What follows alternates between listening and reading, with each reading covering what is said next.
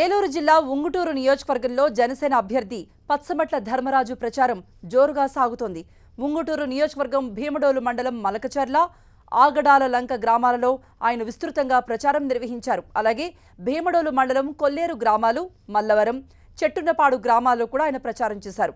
రాష్ట్రంలో కూటమి ప్రభుత్వం ఏర్పడితేనే కొల్లేరు సమస్యలు పరిష్కారం అవుతాయంటూ ఈ సందర్భంగా పచ్చమట్ల ధర్మరాజు అన్నారు.